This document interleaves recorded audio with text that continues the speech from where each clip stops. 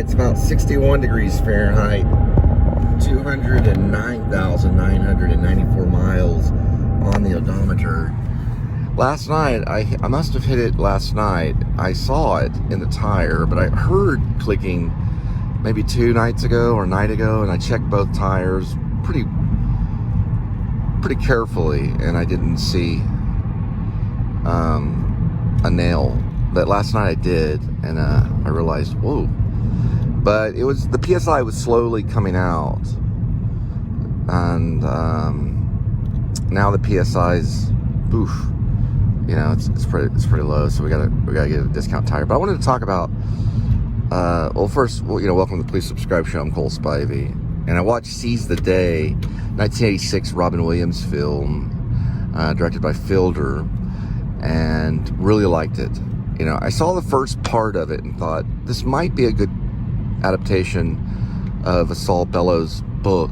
And it turned out to be really one of Robin Williams' best performances.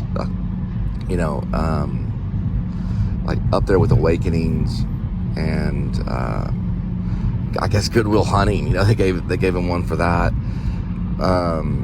But yeah, he definitely was either should have been nominated. I need a quick list for nominations on actors. But anyway, let me tell you a little bit about it. Tom Wilhelm is the character's name that Robin Williams played. And he goes out to Hollywood when he's younger to try to become an actor. Now, there's a mentioning of him changing his name. Now, I don't know if Saul Bellows did this on purpose. He probably did.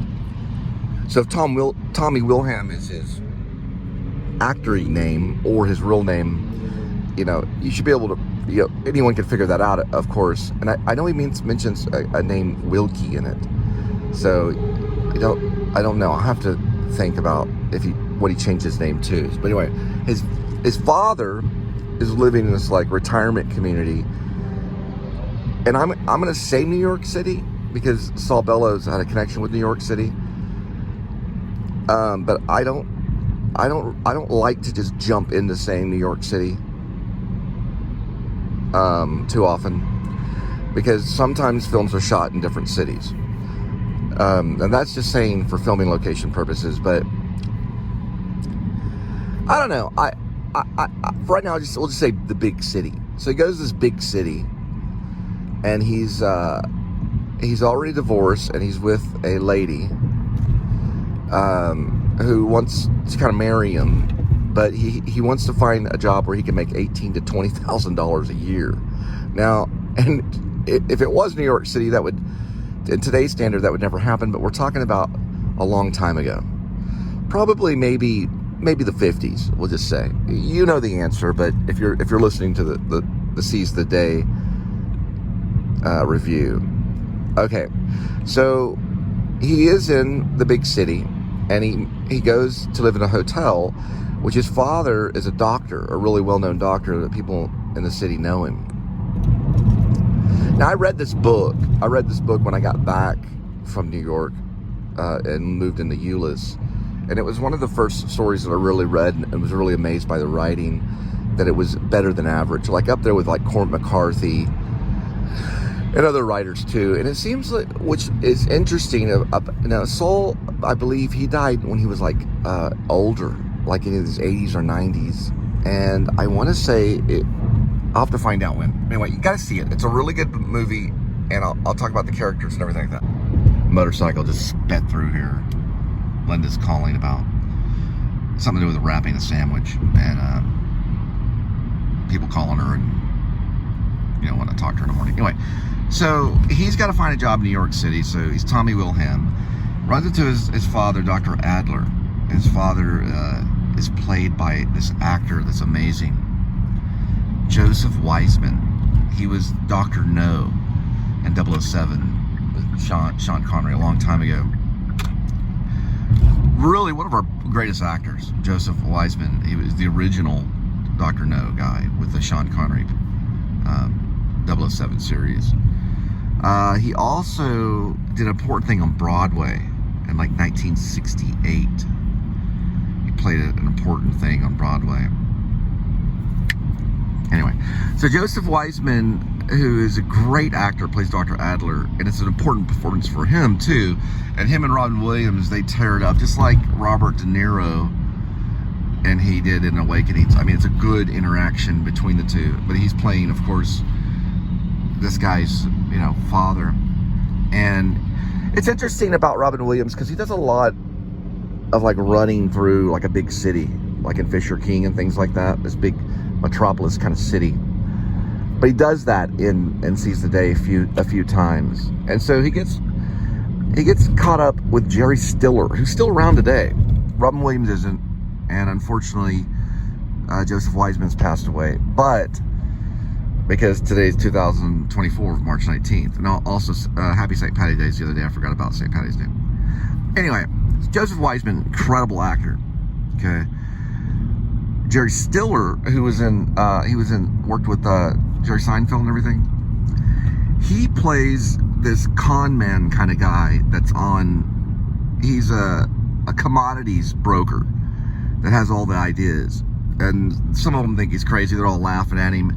Let's put it aside. This thing's very Jewish. Okay. The characters are just, they're practically all wearing yarmulkes. Got a guy playing guitar. Not that there's anything wrong with it.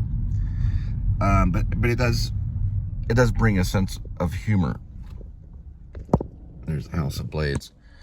But anyway, so they meet at like this cafe. It reminds me a lot of New York. It really does remind me a lot of New York. They meet at this cafe, and so he's talking to, I guess the guy's name is, man, I looked at the things last night. He's another doctor, I think. But Dr. Adler's his father. That guy's another guy. Anyway, Jerry Stiller, let's call him Jerry Stiller. So he's talking to Jerry Stiller, and Jerry Stiller's like, man, I got these, I'm making, $3,000 a week and all this stuff, which is good money back in like this time, which is like, let's just say 50-ish era, like 1950s, probably the 60s, I don't know. I don't think it was the 70s. But it was a time when making $3,000 a week was pretty good, and making $20,000 a year was like good money. So that'd be like making $100,000 a year or $150,000 a year today. Meet this dude. He's like, hey, listen, let me tell you, because of inflation. Okay, go back.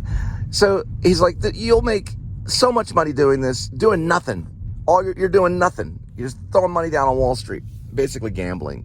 So he goes, he does it. And they're gambling on, I don't know, pig something. I don't know what they're gambling. They're gambling something. But it's not gambling, really. It's just Wall Street. You win, you win. So he says, listen, we'll go 50-50 on this. We'll buy some in, and we'll see how well we do. And he talks him into paying like $700, which is like all the money he needs to pay the hotel. Anyway, regardless, it all goes awry. He goes running around. He gets emotional. He gets emotional with his wife. His ex-wife doesn't care. He can't pay his bill, and the next thing you know, he goes into this funeral of some dead Jewish guy and starts crying, but doesn't even know him. And that's how the book is. It flashes back, back to Hollywood when he was trying to be an actor and was really an extra. Basically, it's kind of about a failure, but it's really good. And Saul Bellows won, I think, 3 National Book Awards. He won a Pulitzer. He's been passed away. He's supposed to be one of our greatest writers. Now, in this book, or in this story, Cormac McCarthy, which I'm reading right now, I'm reading No Country for Old Men, is actually kind of referred to, and I cannot think how. But if you know how the reference is there, now his name's not, he's not referring to the author, but there's like a hint going on there, and I cannot think of how there was a connection. But I saw it last night when I was watching it, and I've read the actual story, so there is a connection. It's pretty crazy. But I'll have to go back and remember. I'll try to remember that.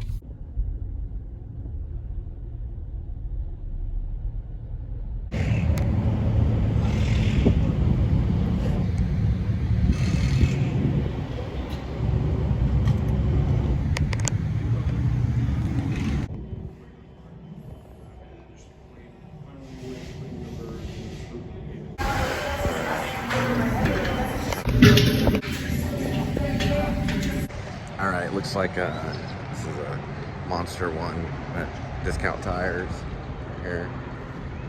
Not a bad deal. Now, I could have more than likely just had it patched it is a pretty big nail. I asked them to get it for me. I don't know if they're going to. They usually write a little note that they'll get the nail for you. So I chose to take their advice. So what happened was, anytime the tread's at about 3 to 32, then they're gonna want, you know, they're gonna want you. It's like no, like if it goes to 332,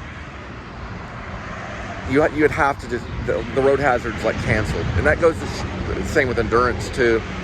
But it was at 4, and the back one was at 4, so that's still within the, you know, like, let's just put it this way, it's better to have it replaced. So it's a tricky thing. What it means is that, so if it's at 332, they're no longer required on contract to really replace it. If it's at 4 or higher, then you're good. Around there. They'll tell you specifically what they mean by 332. They're talking about the tread depths. So ideally, I probably could have paid just for the $16 road hazard for the new tire and got out of there just paying 16 bucks. But the guy said, look, it's at 4, you got a nail in it. I suggest to go ahead and replace it because the tread's getting too low, blah, blah. So I thought about it. I thought, well, last time they did this, I had to bring it back. It was a big deal because they patched it and it was like, okay, I'm bringing it back the next day because I'm still losing PSI. Sorry, it's a Phantom.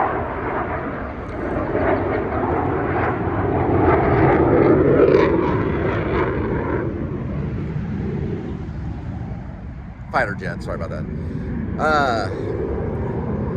So I said, okay, what's your lowest tire? I think the Sentry is pretty low. I got some good views on the Sentry thing. I know it's a little bit longer.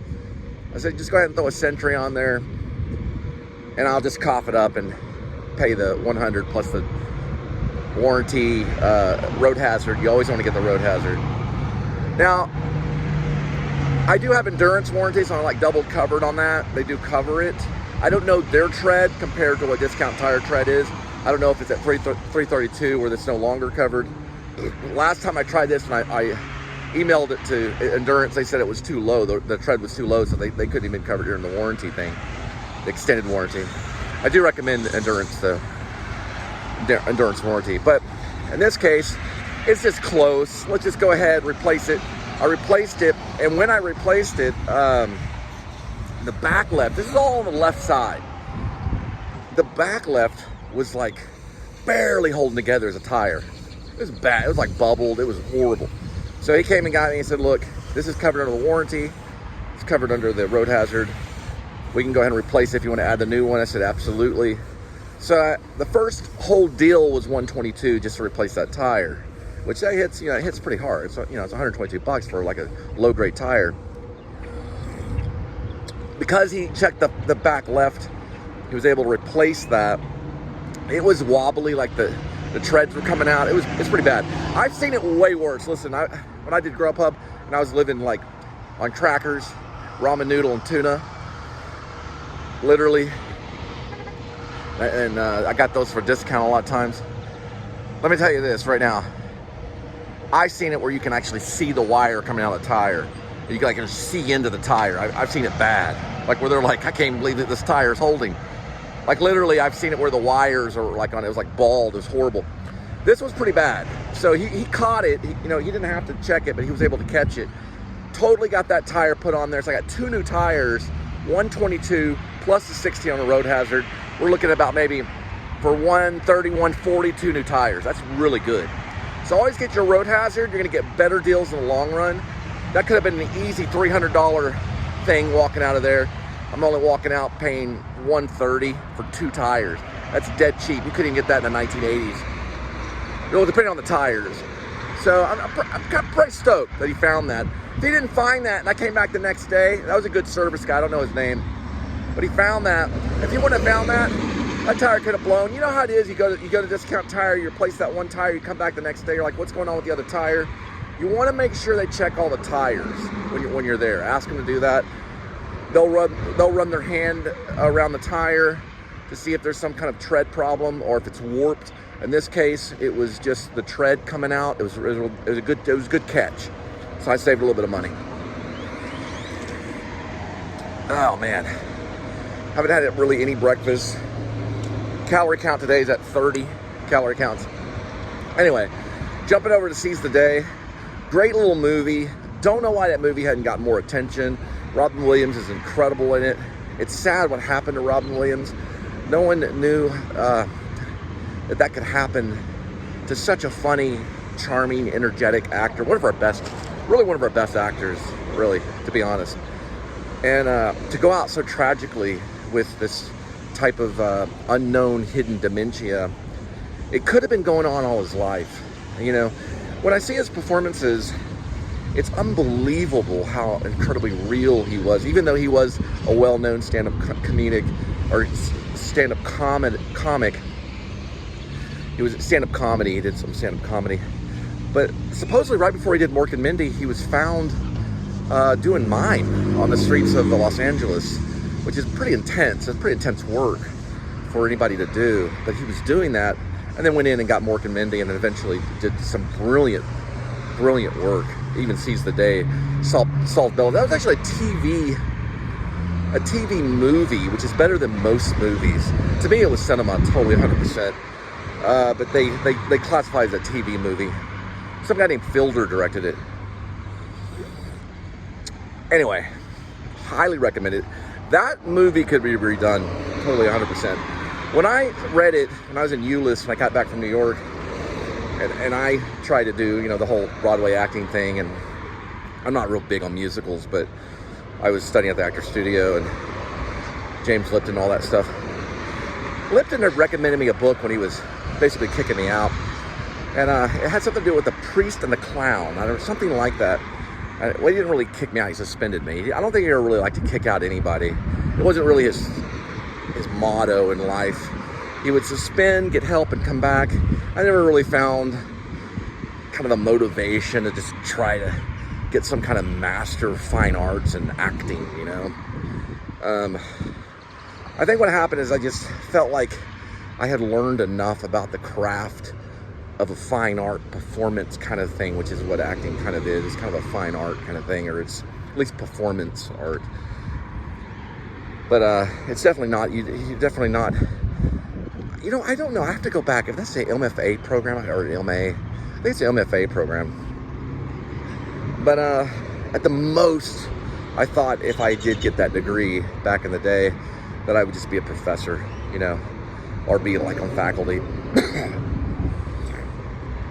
But you know, all of a sudden people just started vlogging. Who knew? But anyway, I'm heading back. Just want to take a walk and kind of post that in there. Pretty good deal, discount tires. And then check out Seize the Day too. I'm kind of mixing my vlogs. What's all these birds right here? Yeah, I cannot think of the reference to Cormac McCarthy character. Now that they're both going to somewhat be Seize the Day, meaning Carpe Diem. But I remember watching it going, wait a minute, this is a reference to Cormac McCarthy. Now, Saul Bellows died 2005. He was very old. Cormac died this last year. Whether he had read it or not, I don't know. I would probably say he had. Cormac, when he was getting started, he was writing essays, and he was asked to write, he was a liberal arts major. He was asked to write something to do with the, I think, 18th century, or, yeah, it was 18th century, I think. Maybe 19th, but I think it was 18th century. So he was writing about kind of a different thing, but they were on the same level about something. And there was something that wrote where either he took from him or he took, one of them took from the other. But that's very common in a lot of writing. Yeah, check out Seize the Day, and always get your road hazard. Alright, so this is going to be the new Century right here. You can see brand new marks right here. A lot of times they'll have these little rubber edges that kind of stick out a little bit. Don't know if they do that anymore.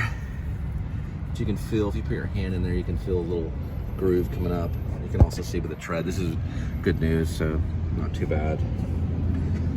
Those are the new ones right there. There's the Century brand right there. So both of those, roughly about a little bit over 130.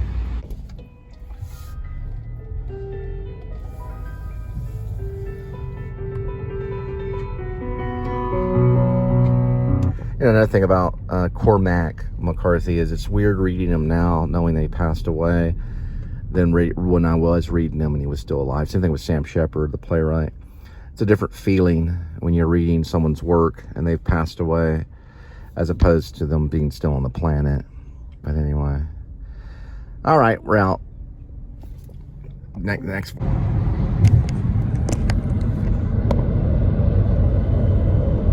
Yeah, it's about balance. PSI is about 2 difference. PSI. Yeah, so I think how they say it is 3 over 32 on the tread.